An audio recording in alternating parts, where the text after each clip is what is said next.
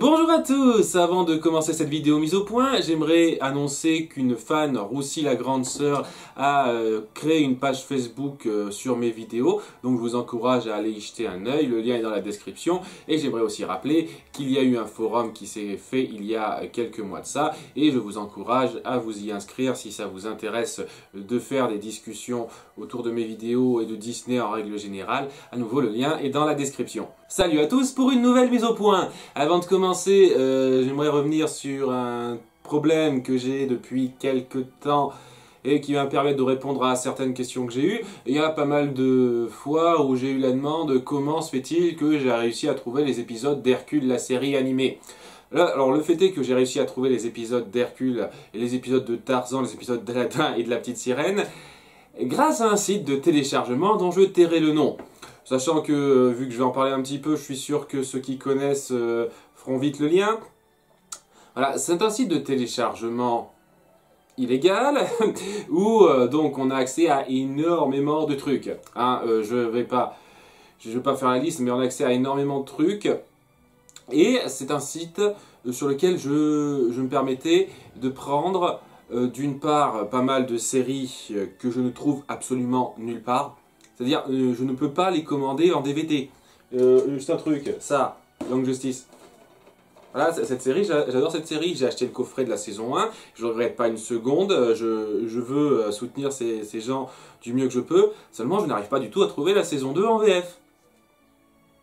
Voilà, je n'arrive pas du tout à la trouver légalement. Même dans des streamings à la con où il faut payer 2 € pour voir un épisode de série pendant une durée de 48 heures. C'est de la merde là, c'est de l'arnaque ce truc. Mais voilà, donc j'étais un peu obligé de télécharger la saison 2 de la série sur ce site parce que je n'y avais pas droit. Et ça me permet aussi, pour mes critiques, de télécharger la VFF des films Disney qui m'intéressent. J'ai réussi à avoir la deuxième version française de La Belle et le Clochard là-dessus, c'est-à-dire la version qui était sortie que sur cassette, et c'est avec ça que j'ai travaillé dans mon Disneyfile sur le film. Ça m'a beaucoup aidé pour mes montages, sachant que, je prends un truc copie.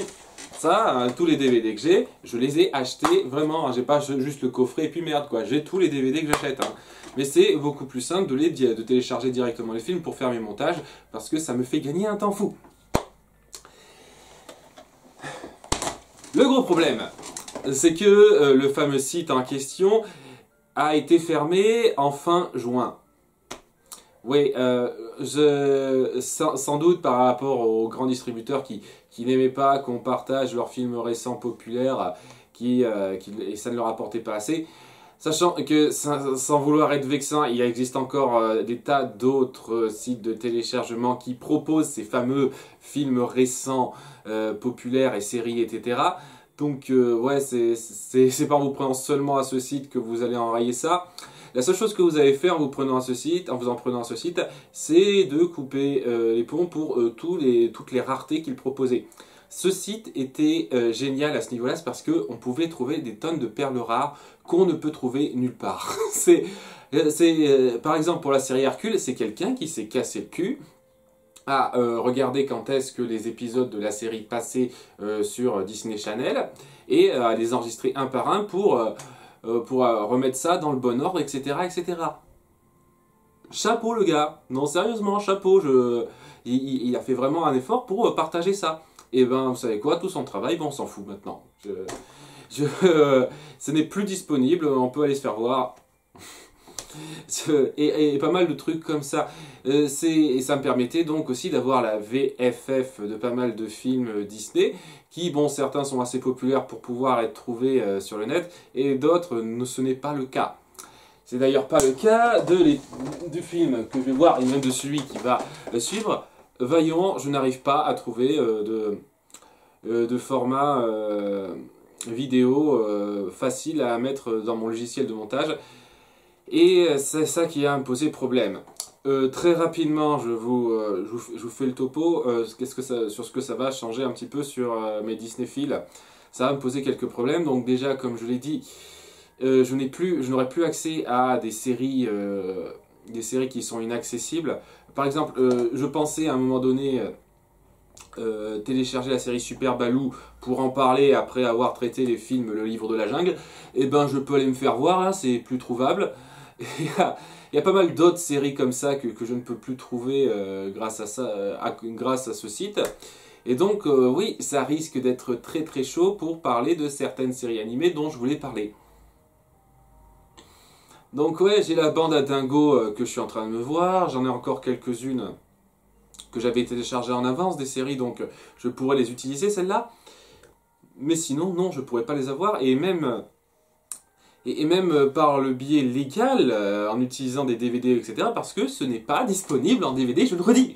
C'est ça le gros problème. Je veux dire, dans l'absolu, s'il y avait un coffret DVD qui contient tous les épisodes de la bande à Picsou, je me dirais, ok, d'accord, je prendrais sur moi de les acheter et pour arriver à en faire la critique, sachant que ça me gonflerait aussi, parce que, deuxième problème, je suis une putain de quiche et je ne sais pas comment prendre directement des images de mon DVD dans mon logiciel de montage.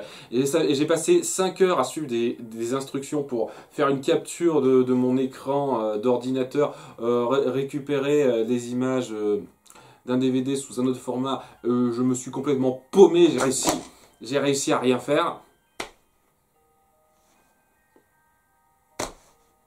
Voilà, donc je vais trouver, hein, rassurez-vous. Je vais devoir m'adresser à certaines personnes pour pouvoir arriver à faire ça, sans doute.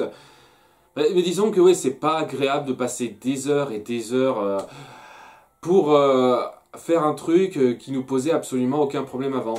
Donc ouais, ce film-là dont je comptais m'occuper il y a un certain temps, ben, j'arrive pas à ne serait-ce qu'entamer ça parce que je n'arrive pas à retranscrire les images de façon à ce qu'elles puissent passer sur mon logiciel de montage. Mais je le trouverai, rassurez-vous, et je vais pas non plus me plaindre comme les deux autres tentatives. Ouais, c'est la troisième fois que j'enregistre et là, si je vous ai paru énervé, là, c'est très calme par rapport aux deux autres fois. Mais bon, voilà, c'est juste pour vous dire que ça risque de ralentir un peu mes Disneyphiles qui vont venir. Il y a pas mal de Disneyphiles sur certaines séries que je risque de ne pas pouvoir faire. Et ça va être un peu dommage.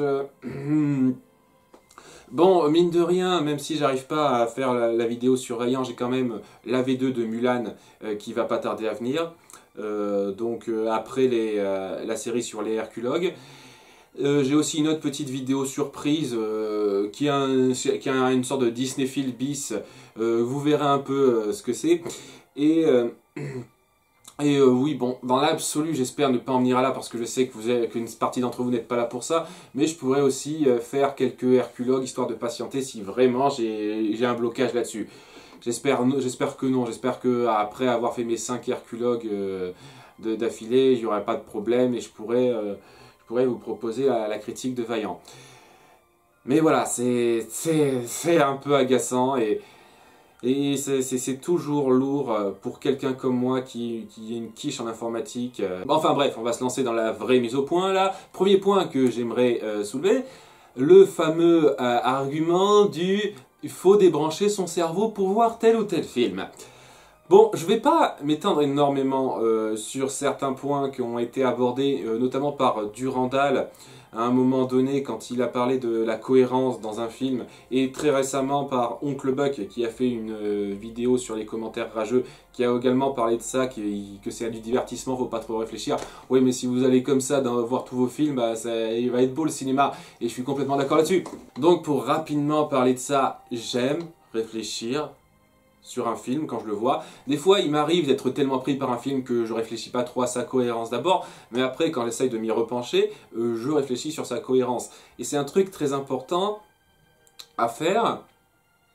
Ça aussi, c'est un truc qu'Oncle Buck a dit, avec des termes d'objectivité, de subjectivité, que j'en ai déjà parlé, je ne suis pas tout à fait d'accord avec l'usage de ces termes en particulier, mais il a bien illustré ce que je pense là-dessus, c'est-à-dire qu'il y a des films qui nous plaisent parce qu'on arrive à les trouver fun, mais dès lors qu'on y réfléchit, ils sont stupides.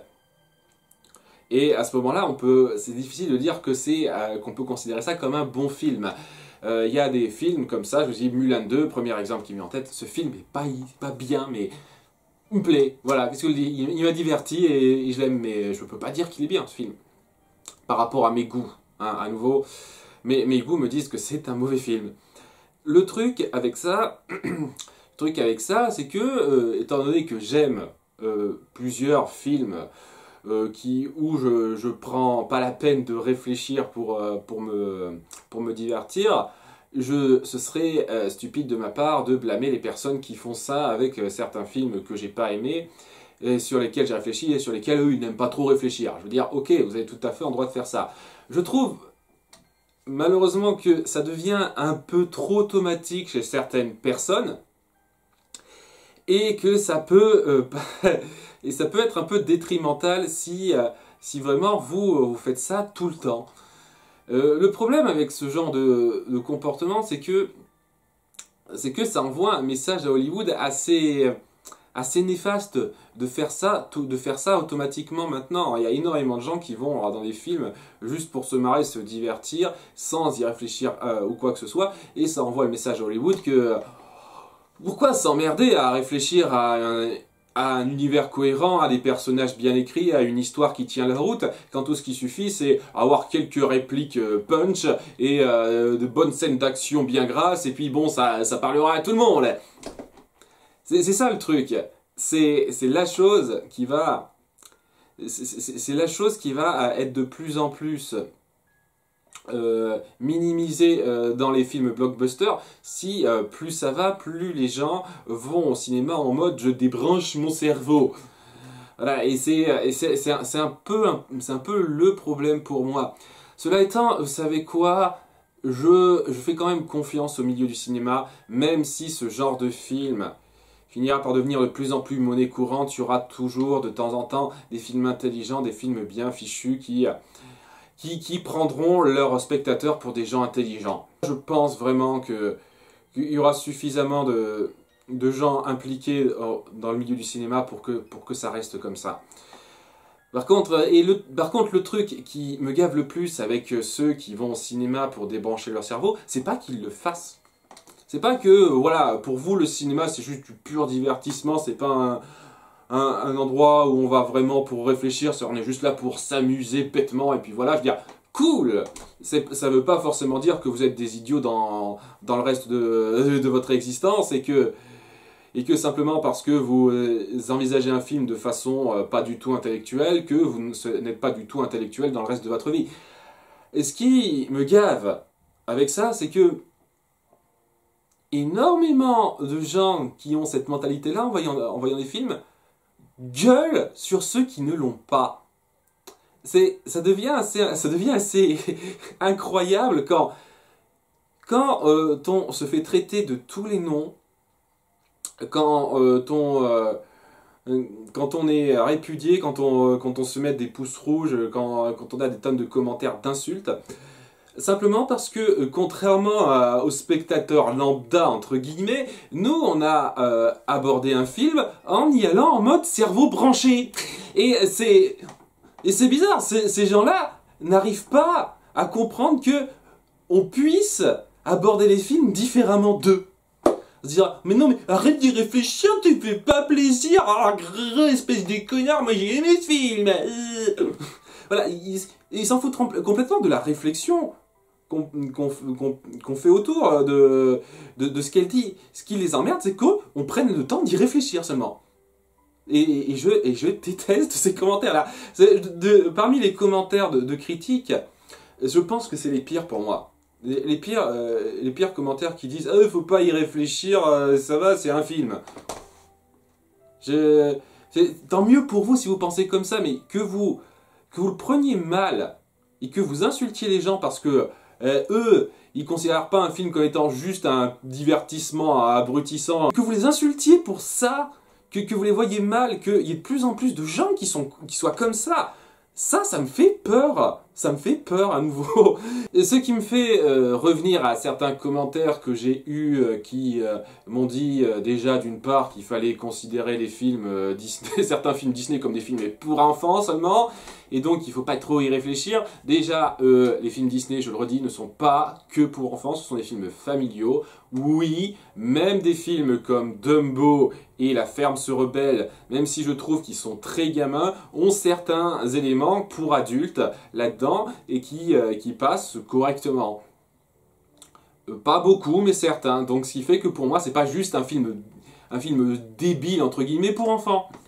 C'est pas juste ça. Et honnêtement, quand on vient me dire que c'est juste des films pour enfants, les films Disney, alors qu'il y a des trucs comme Le Bossu de Notre-Dame, je me dis, ouais, bien sûr, c'est que pour enfants ce film.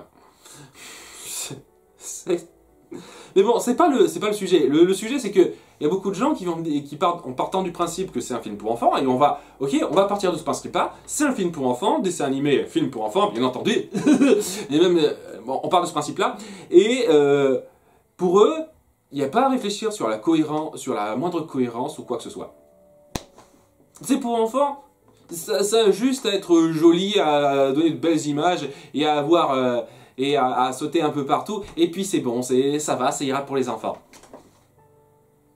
Comme ça qu'il faut voir les choses. Et non, je suis désolé, non. Hein, c'est pas parce que c'est pour enfants qu'il n'y a pas de réflexion à mettre là-dedans. C'est le genre de conneries qui va vous faire amener vos enfants voir Moi Moche et Méchant 2, 3, Moi Moche et Méchant 59, vu comme c'est parti cette franchise de merde. Et leur dire oh c'est pas grave si l'histoire n'a aucun sens, si c'est stupide ou quoi que ce soit. Il y a des gars rigolos et puis c'est coloré, ça saute de partout, ça plaira aux enfants. Allez vous faire foutre. Les enfants peuvent apprécier des histoires un peu construites.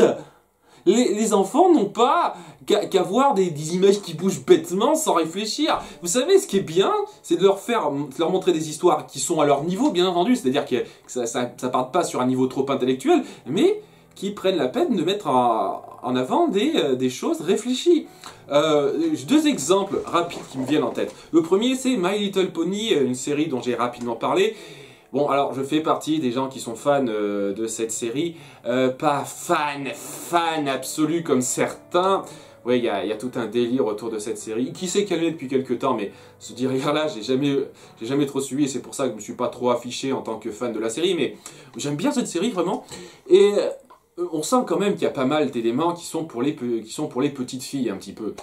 Mais vous savez quoi, ces éléments, même si je les trouve un petit peu trop niant pour moi, surtout dans la première saison, avec cette histoire de journal intime à la fin, enfin c'est pas un journal intime, c'est un journal à la fin, où on explicitait très bien le message de l'épisode, je me dis, ok, je ressens le côté pour enfants, c'est pas mon truc à moi, ça faisait partie des trucs qui me repoussaient un tout petit peu dans la série, mais ouais, pour les enfants, c'est bien construit et on sent que ça prend pas les enfants pour des idiots. Et c'est ça le truc, ils auraient pu juste faire un truc débile comme les vieilles séries des générations précédentes, mais là ils ont décidé d'aller un cran au-dessus. Et c'est pour ça que c'est une série que je conseillerais vraiment aux enfants. Même s'il y a certains épisodes que j'aime pas trop, la plupart, vraiment... sont très intéressants et peuvent être très instructifs pour les enfants. Une autre série, Franklin, j'ai vu un épisode, j'ai trouvé ça chiant. Vraiment, c'était chiant. Parce que je suis un adulte. Mais je me suis rendu compte quand même que le message était amené de façon tout à fait correcte. Et ça part pas dans le truc bébête sans réflexion, et ça essaye de faire passer un message amené correctement. Et vous savez quoi? Cool! C'est une série que je regarderai jamais de ma vie, puisque je suis adulte et je m'en fous maintenant, mais montrer ce genre de truc à les enfants, je trouve que c'est complètement logique, et que ça pourra les aider à bien se développer plus tard. Le problème, c'est que si vous allez en mode « Ah, les enfants peuvent voir tout et n'importe quoi du moment qu'il y a de jolies images, c'est comme agiter ses clés devant un bébé, en fait, quoi. » J'ai envie de dire « Ouais, C'est comme ça que plus ça ira, plus on aura une génération qui ira toujours voir les films en débranchant son cerveau. Parce qu'ils n'auront appris qu'à faire ça, c'est-à-dire voir de jolies images qui bougent et tout et tout. Sans réfléchir à la cohérence de l'univers, au personnage, à l'histoire, à intellectualiser un tant soit peu les choses. Non, non, c'est juste, il faut que ça me divertisse et puis va te faire foutre. Et c'est bien de temps en temps d'avoir des films comme ça. Je trouve que ça devient un peu trop monnaie courante. Et enfin, sur une note plus légère, j'aimerais parler de comment j'organise un petit peu mes choix concernant ma critique de films Disney. Donc vous l'avez remarqué depuis le début, depuis quelques temps je pense, je fais la critique d'un film soit au détail, soit pas au détail, quand il y a un petit théâtre du chipotage, etc. etc. Et ce choix-là, c'est pas aussi évident de dire « Ah tiens, ce film je l'ai pas aimé, je fais une critique au détail. Ce film j'ai bien aimé, je fais une critique pas au détail. » Voilà, en général, quand j'aime pas un film, vous pouvez être quasi sûr que je vais faire une critique au détail. Parce que j'aurai pas mal de trucs à redire. Mais comme vous avez dû le remarquer avec certains films comme Réponse, La Reine des Neiges et même récemment La Belle au Bois dormant, il m'arrive de faire de la critique au détail de films que j'aime bien, vraiment, sincèrement. Et ça veut pas dire que je considère ces films comme je ne sais pas, inférieurs, mais ils ont un côté plaisir coupable que j'aime. Non, pas du tout. Comme je l'ai dit, Mulan 2, je lui ai donné une note en dessous de 10, et honnêtement, j'aurais pu lui donner moins que ça. J'étais un peu trop coulant sur cette note, mais c'était bon, ma deuxième vidéo quand même. Donc, mais c'était vraiment un plaisir coupable que j'apprécie me voir. C'est pas juste le côté plaisir coupable, mais je vois les défauts, etc. C'est juste voir quand est-ce que je peux tirer du matériel pour tenir le temps d'une critique au détail. Sachant que j'essaye de rechercher quand même les critiques au détail parce que pour moi ce sont les critiques les plus fun à faire.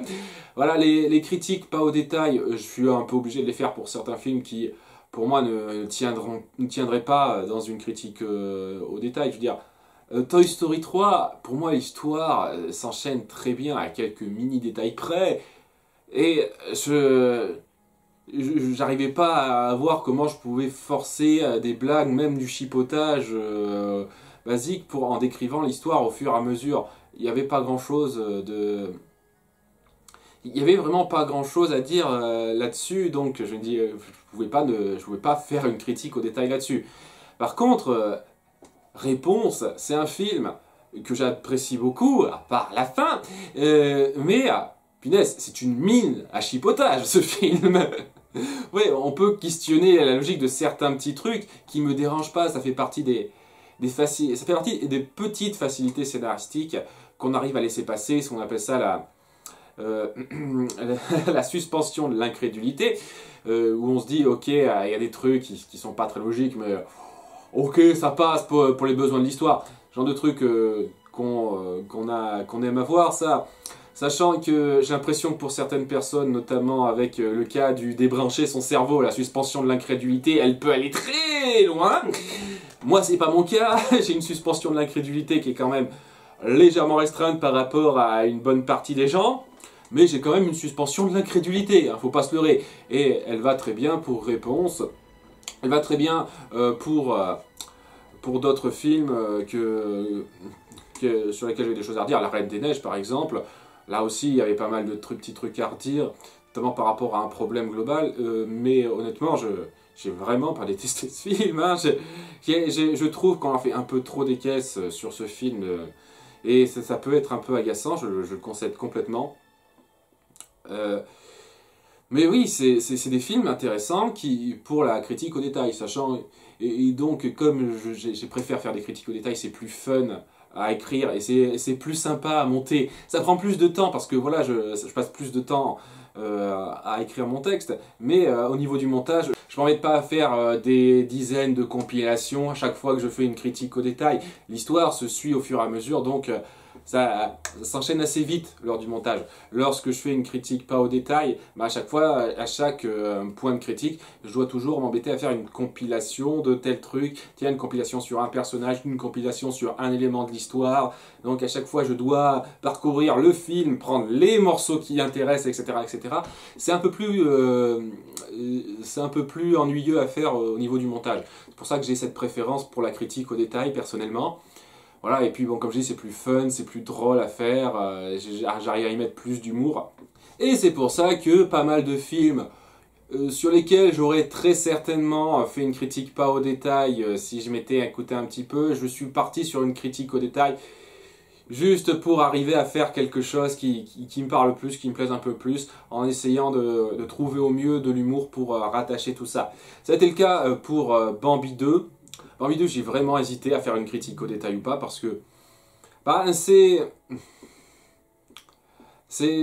un film vraiment pas mal, et qui a tout un passage très bon autour de Bambi et de son père. Le reste est discutable, et honnêtement, quand j'y réfléchis, ouais, j'avais suffisamment de choses à redire là-dessus, et je me suis dit, ok, tous les passages entre Bambi et son père, ils sont faciles à résumer. C'est-à-dire, je peux facilement dire que c'est bien, et passer à la critique au détail du reste. Sachant que oui, il y a pas mal de gens qui disent oh, c'est un film génial. Je suis désolé, la partie entre Bambi et son père est géniale. Tout le reste est très médiocre, hein, vraiment très médiocre. Et c'est pour ça que je suis désolé, je trouve pas que c'est un film aussi génialissime que certains le disent. Voilà, c'est histoire de dire ça, parce que j'ai eu pas mal de commentaires là-dessus. Ouais, non, hein, je trouve pas que c'est un film génialissime, à cause de tous les problèmes qu'il y a à côté. Mais oui, il y a pas mal de films comme ça, Oliver et compagnie par exemple aussi, ça fait partie de ces films qui sont passables la majorité du temps. C'est-à-dire, c'est encéphalogramme plat, en gros. C'est pas mauvais, mais c'est pas bien non plus. C'est une histoire qui passe. J'ai dû me forcer à faire certaines blagues, à faire du chipotage à plusieurs moments pour essayer de remplir ma critique, mais je dois avouer que c'était pas ma meilleure critique que j'ai jamais faite, Oliver et compagnie. Mais voilà, c'était juste pour dire que ouais, j'avais pas envie de faire une critique pas au détail de ce film, parce que ouais, j'aurais fait un truc de 5-6 minutes en gros. J'aurais dit ouais, ça passe normalement, l'histoire il n'a aucune saveur, voilà quoi, 80% du film. C'est ça quoi, j'avais pas envie de faire ça, j'avais envie d'un truc un tout petit peu plus qui me plaise un peu plus, parce que déjà c'est un film que je trouve tellement fade à pas mal de plans, donc il fallait quand même que je fasse un petit truc là-dessus. Et je peux dire ça de pas mal d'autres films. Il y a certains films comme Cendrillon par exemple, je pouvais pas faire une critique au détail, alors qu'il y a pas mal de films dont j'ai fait une critique au détail qui ont une note supérieure, mais Cendrillon, je suis désolé quoi, c'est juste du gros remplissage avec les souris, remplissage avec le roi. Il n'y a rien de particulièrement drôle à dire dessus, à part que c'est complètement inutile. Est-ce que vous voulez que je dise là-dessus? Non, ben, on va faire une critique pas au détail de ce film-là, et puis voilà. Voilà, donc c'est toujours au coup par coup que je fais ça. C'est toujours assez intéressant de voir quel film m'inspire pour une critique au détail, quel film ne va pas m'inspirer. Sachant que, mine de rien, il y a certains films qui sont tellement populaires que je me suis dit, ouais, faut que j'en fasse une critique au détail pour que ce soit plus péchu. La Reine des Neiges, techniquement, j'aurais tout à fait pu ne pas faire une critique au détail et résumer un petit peu, parce que vraiment c'était pas si affreux que ça les problèmes, et j'aurais pu les résumer assez facilement. Et j'ai pas fait ça seulement pour le plaisir de m'amuser, sachant que ça a beaucoup joué, mais c'est aussi parce que c'est un film ultra populaire, considéré comme un espèce de grand classique incontournable par les gens maintenant, et je me dis, ouais, c'est un truc, j'ai envie de pas y aller par quatre chemins, et je vais faire une critique au détail en me moquant de tous les petits détails que certaines personnes n'auront pas vu dans ce film, adoré par énormément de gens. Et c'est un peu ce que j'ai fait, c'est un peu ce que je compte faire pour d'autres films. Le Roi Lion, même si la première moitié ça va être très difficile, je vais essayer de faire une critique au détail de ce film. Alors qu'il est bien, hein, vraiment, allez pas croire une seule seconde que je trouve que c'est un mauvais film. Disons que son problème réside plutôt dans sa deuxième moitié qui est très surestimée, mais la première moitié est très bonne.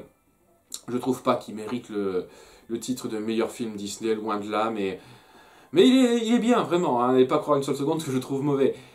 J'hésite beaucoup à faire une critique au détail de Zootopie.